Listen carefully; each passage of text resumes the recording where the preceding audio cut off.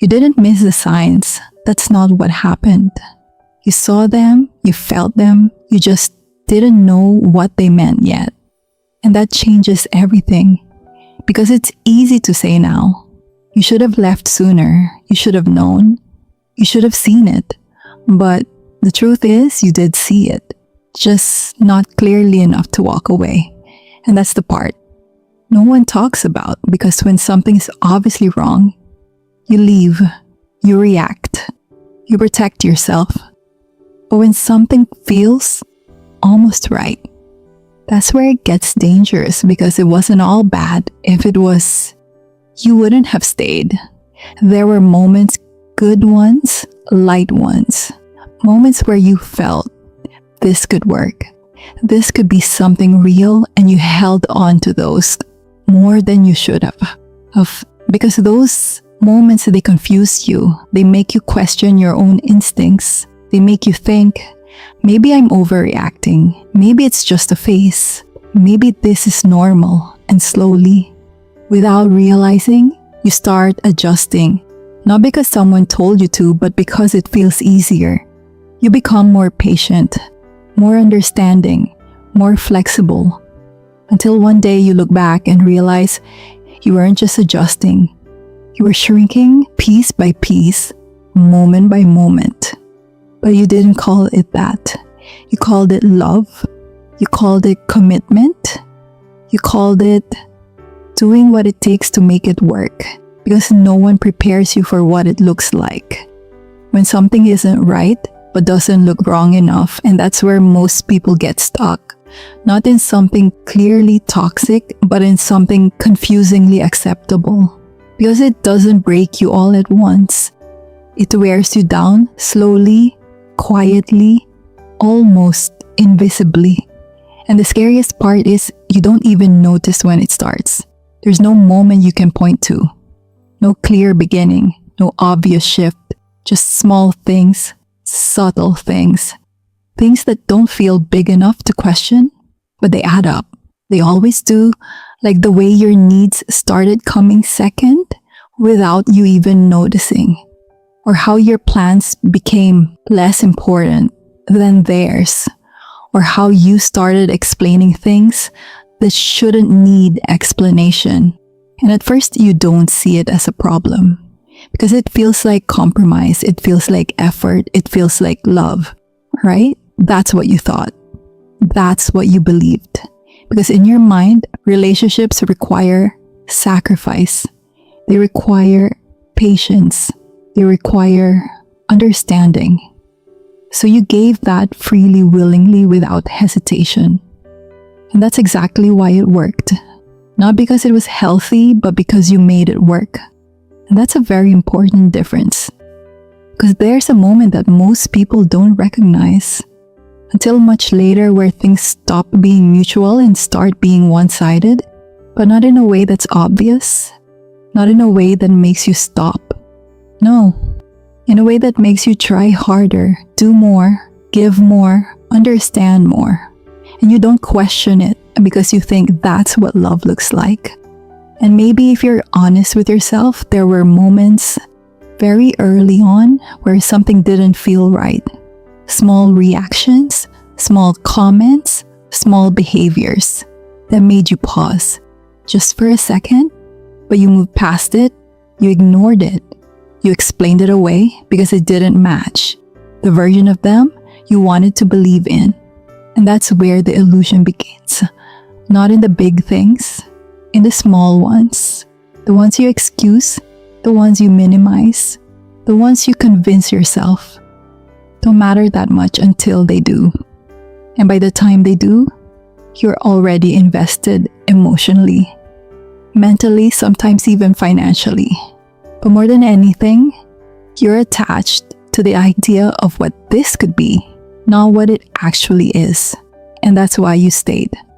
Not because you didn't see anything, but because what you saw wasn't enough to make you leave yet.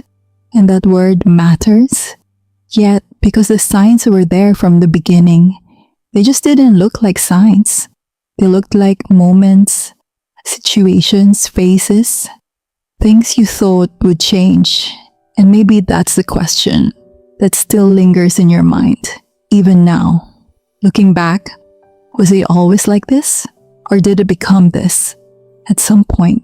Because if it was always there, then why didn't you see it? And if it changed, when exactly did that happen? That moment where something shifted, where things stopped feeling right, but you couldn't explain why. And maybe you still don't have that answer because it didn't happen all at once. It never does. It happens slowly, so slowly, that you adapt before you question, you adjust before you resist, you accept before you even realize what you're accepting. And that's what makes it so hard to leave, because nothing feels wrong enough to justify walking away.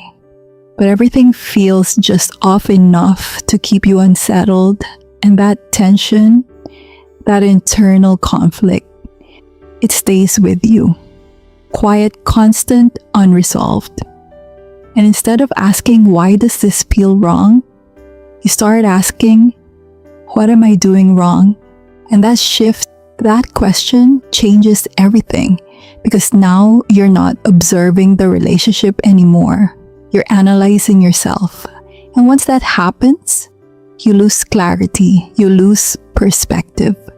You start trying to fix something that was never yours to fix. And that's where the trap closes. Not suddenly, but gradually, in a way that feels almost normal. And that's exactly why you didn't leave. Not then, not yet. And this is where it gets even harder to see, because by now you're not just in it, you're invested. You've already adjusted so much that going back doesn't even feel like an option anymore. And that's when something shifts, not in the relationship, in you. You stop expecting and start accommodating. You stop questioning and start managing. Managing their moods, their reactions, their silence. Because at some point you learned something without realizing. It's easier to keep things calm than to ask for what you need. And that realization, it doesn't come as a thought, it comes as behavior. You start choosing your words more carefully. You start avoiding certain topics. You start minimizing what you feel. So things don't escalate, so things don't get uncomfortable, so you don't lose them. And that's when the imbalance deepens. Because now it's not just about what they do, it's about what you stop doing. You stop expressing, you stop confronting, you stop being fully yourself. Not all at once, but enough to keep the peace, enough to keep the relationship, and maybe you didn't even see it like that. Maybe you told yourself, I'm just being understanding, I'm just being patient, I'm just trying to make this work. But deep down, there were moments, quiet ones, where you felt it, that subtle discomfort, that feeling that something wasn't sitting right, even when nothing bad was happening. And that's what confuses you the most. Because you're not reacting to something obvious, you're reacting to something you can't fully explain. And when you can't explain it, you start doubting it. You start doubting yourself. Maybe I'm overthinking. Maybe I'm too sensitive. Maybe I'm expecting too much. And just like that, you invalidate your own instincts over and over again until they get quieter and quieter. Until eventually you stop listening. Not because they disappeared, but because you learned to ignore them. And that's when you become easier to manage. Not by force, but by pattern. Because now you're doing the work for them. You're adjusting without being asked. You're giving without being met. You're staying without being held. And the relationship keeps going. Not because it's balanced, but because you're sustaining it. And here's the part that hurts later. You didn't feel used. You felt responsible. Responsible for the relationship. Responsible for keeping things okay. Responsible for not giving up. Because in your mind, that's what strong people do. They don't quit. They don't walk away easily. They try harder. They stay longer. They fix things, even when things aren't theirs to fix. And maybe there were moments where you almost said something, where you almost drew a line, where you almost chose yourself, but something stopped you. Not them. You, that voice in your head that said, it's not that bad. You're exaggerating. Other people have it worse. And that voice, it kept you there longer than you should have stayed because it turned real discomfort into something you could tolerate. And once you tolerate something, you normalize it. And once you normalize it, you stop seeing it clearly. And this is where the illusion becomes stronger because now it doesn't even feel like a choice anymore.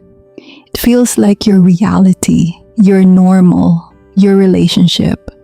And if someone from the outside tried to point it out, you probably defended it, you explained it, you softened it, because admitting the truth would mean facing something much harder. That what you were holding on to wasn't what you thought it was.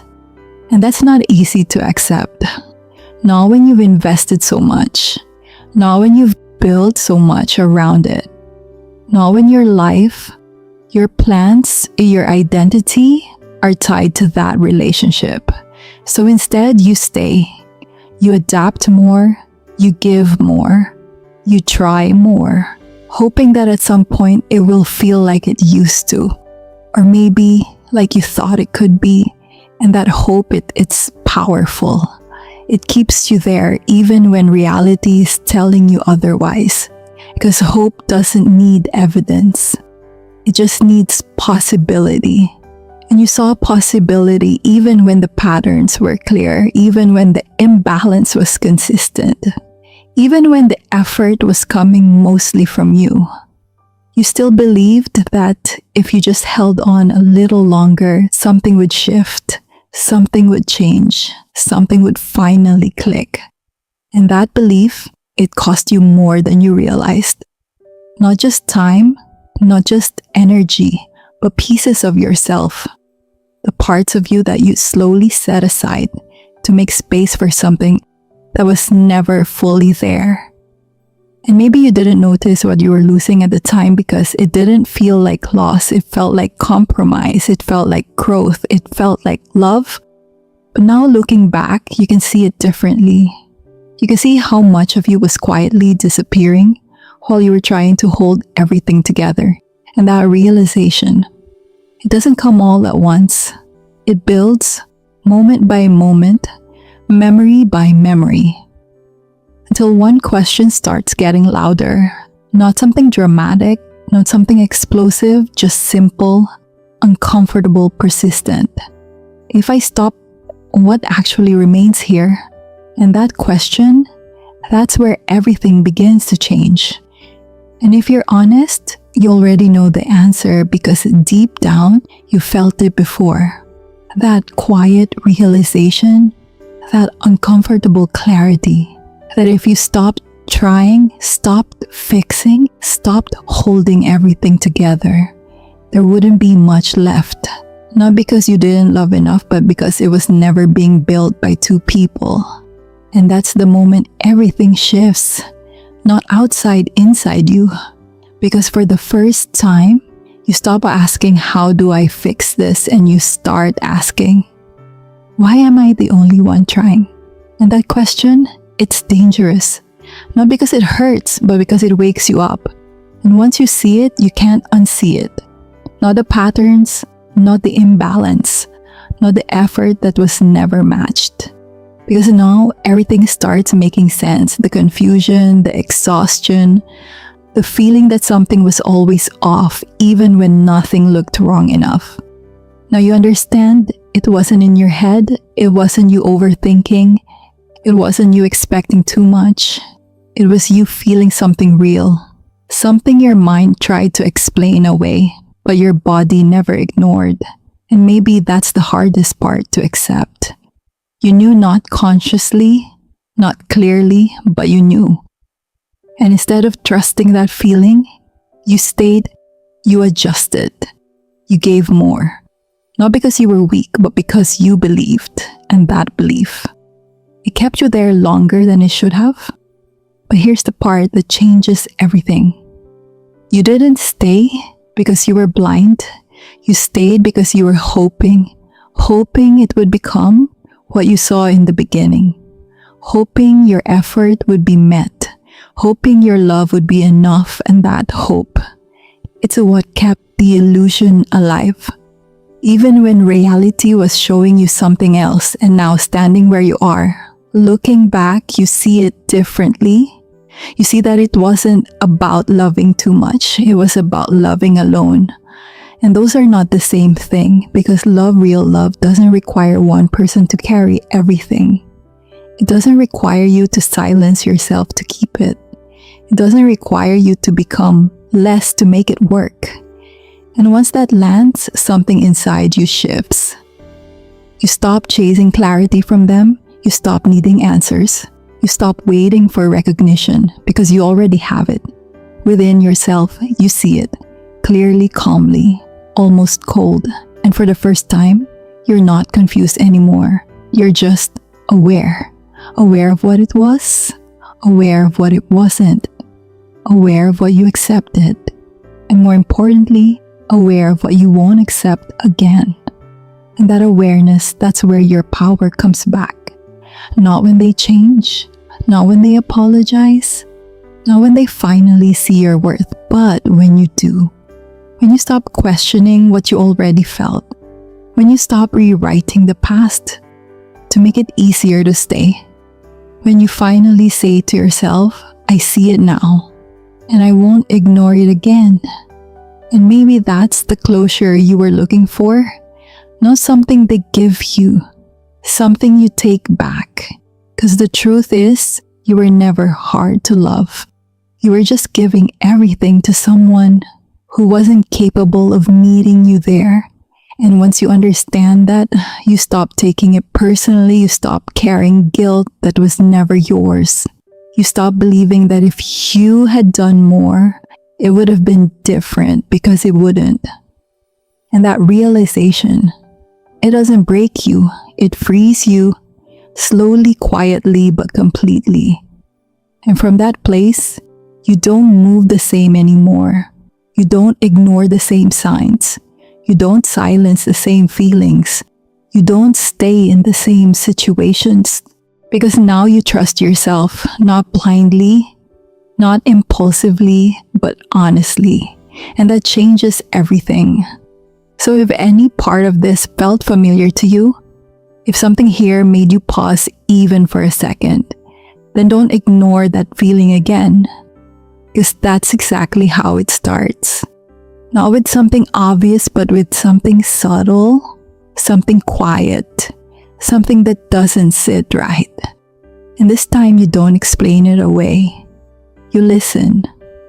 And if this is something you've lived through, or maybe you're still living through, I want you to tell me, when did you first feel that something wasn't right?